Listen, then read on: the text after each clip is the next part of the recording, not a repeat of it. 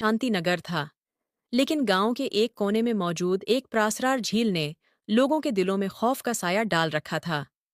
लोग कहते थे कि जो भी उस झील में तैरने जाता, कभी वापस नहीं आता। गांव के बुजुर्गों का मानना था कि झील के अंदर कुछ तो है, जो झील में आने वालों को शिकार करता है।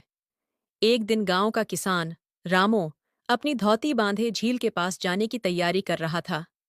रामो की माँ उसे रोकती है। बेटा, इस झील के करीब मत जाओ।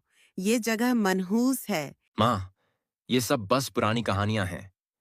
ऐसा कुछ नहीं होता। मैंने अपने दोस्तों से वादा किया है और मैं कल झील में तैरने जा रहा हूँ। कुछ भी नहीं होगा। मैंने खुद अपने आंखों से देखा है कि कितने लोग यहाँ से कभी वापस नहीं लौटे। बेटा, ये झील सादा नहीं है। मैं नहीं चाहती कि तुम भी इन लोगों की तरह गायब हो जाओ। लेकिन रामू अपनी माँ की बात को संजीदा नहीं लेता और झील की तरफ जाने का इरादा करता है।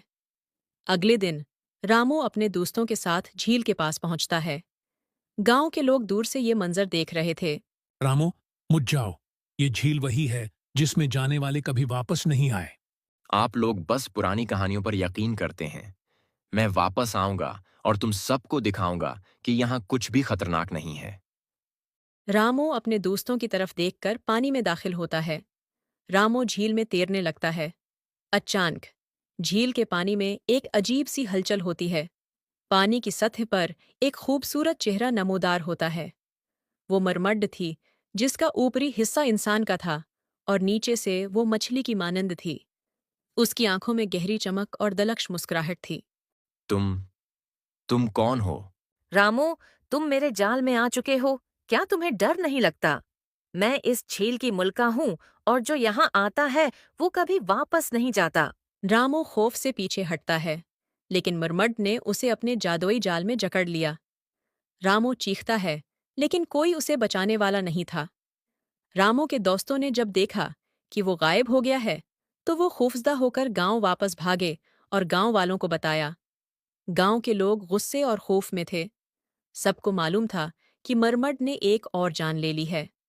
रामू की माँ जार कतार रोती हुई झील की तरफ भागी। गांव के लोगों ने फैसला किया कि अब उस मरमड को खत्म करना जरूरी है।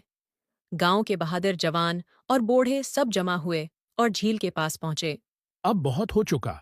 हमें उस मरम्मत को खत्म करना होगा। ये झील हमारे लोगों की कब्रें बनती जा रही है। गांव के लोग नेज़े, मिशालें और रस्सियां लेकर झील में दाखिल हुए।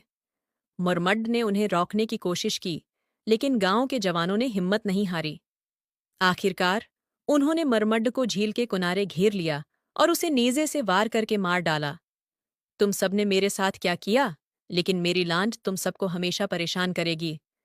मरमड की मौत के साथ झील का पानी एक बार फिर खामोश हो गया। मरमड की मौत के बाद झील का खौफ खत्म हो गया। गांव वाले दोबारा अपनी जिंदगी में मसरूफ हो गए। रामू की माँ अपने बेटे की याद में रोजाना झील के किनारे बैठती और आंसू बहाती। बेटा, मैंने तुम्हें कहा था कि ये झील खतरनाक है, लेकिन तुमने मेरी बात नहीं मानी।